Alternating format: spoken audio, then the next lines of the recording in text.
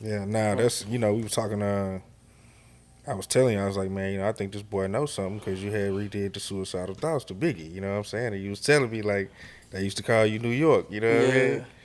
that used to be my password for a long time. So you find my old phones, but yeah, anything like Rakim, fucking Big L, Mos Def, Tribe Quest, like all that shit. MF Doom, like I was like obsessed with that. Like it was to me, it was everything.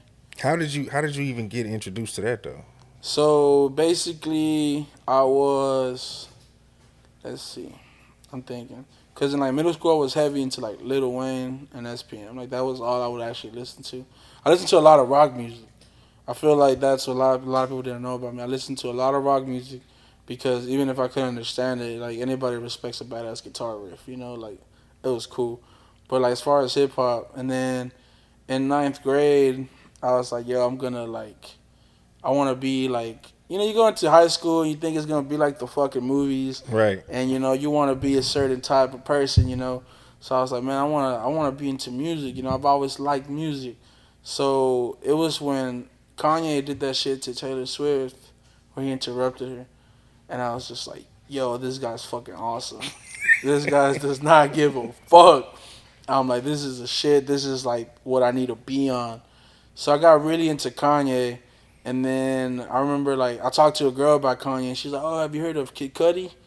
And Hmm. at the time, I had just heard like Day and Night, but I didn't want to be that guy. Like, oh, I heard Day and Night, so I'm like, yeah, yeah, I love Kid Cudi. And that day, I got home straight YouTube everything, and then Kid Cudi happened, and eventually, like, it was like I found like some like Jay Z, and then Jay Z Biggie, and then when I found Biggie, to me it was just like, yo, there's another big guy. He's fucking bitches. He's getting money. He's rapping his ass off. He's dressed fly as fuck. I'm like, I want that for myself. Like Well, so this just came really from you just going down like YouTube rabbit YouTube, holes and shit. fucking yeah. It was just like I discovered new shit. Back then, Pandora was like the app. No one really had Apple or Spotify. It was Pandora, and Pandora shelf was all your shit. So, I got into Biggie, and out of nowhere, I started hearing fucking this other shit. I started hearing Nas, and then I'm like, fuck it. I went on YouTube and I listened to Illmatic, and Hmm. then I found the song where he has where he spits in reverse, and then I found this, I found that, and eventually, fucking Big L's freestyle with Jay Z, and then I heard him say like, "Ass Beavis like get nothing but head," and I'm like, yo, that's fucking crazy. Like it's just the way they play with words, and I got really into like the lyric side of this shit. So I started getting really big into like Pusha T, Hmm. like the way he was just like writing.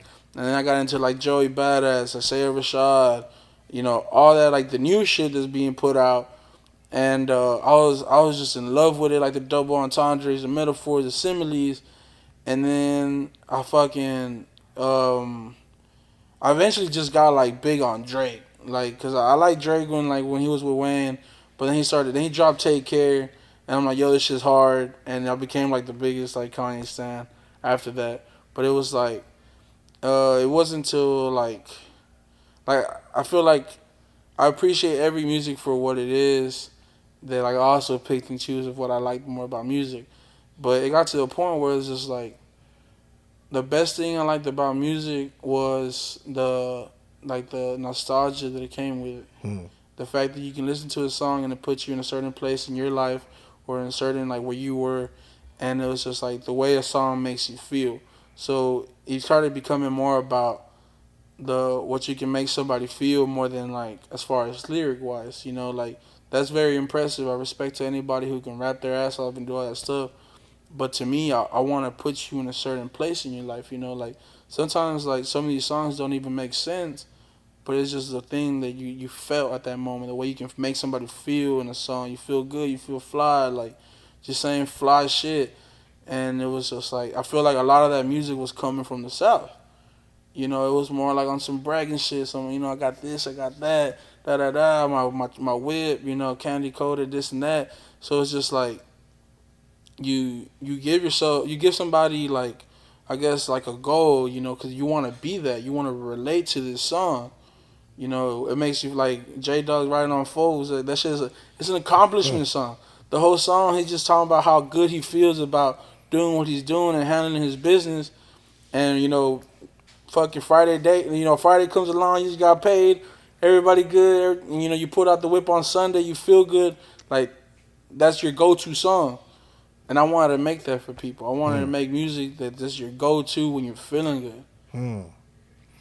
Man, talk about working with Riff Raff, man. How Uh, dope is Riff Raff, dog? Coolest person I know, bro. He's hard to text because he just be rap. He texts like he rap. I'm like, what's up? How you doing? He's like, I'm doing. I'm out here Ruby Tuesday, but it's a Wednesday, and I'm like, bro, just say you're good, bro. Like, and he'll just be like, yeah, out here chilling and like, you just make up some shit, bro. It's just cool as fuck.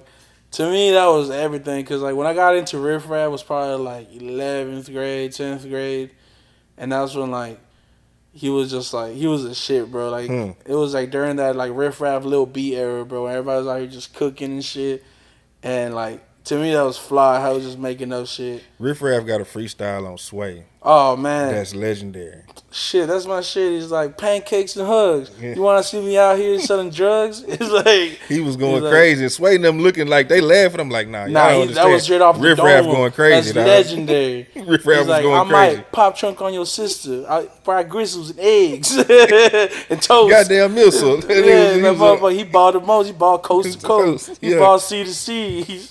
Yeah, I know that bitch by memory, bro. Yeah.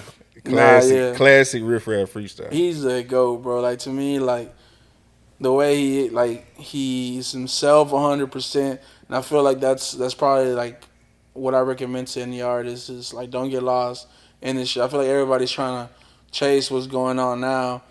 It might take you longer if you're yourself, but you don't really ever like. No one can ever check you on that shit. Riff Raff did exactly what he wanted. He did everything he wanted. It worked out for him, and it's like to me that's fucking legendary. I feel like that's what he should be known for is the fact that he did it his way type shit. Yeah. But it was great working with him. We had 2 tracks. I know I took one down, but we had the other one still fucking. When he said my name on the track, bro, it's probably like top 10 accomplishments for me. He said Burberry Bo Bundy. That's to me. I was like, Donnie Houston.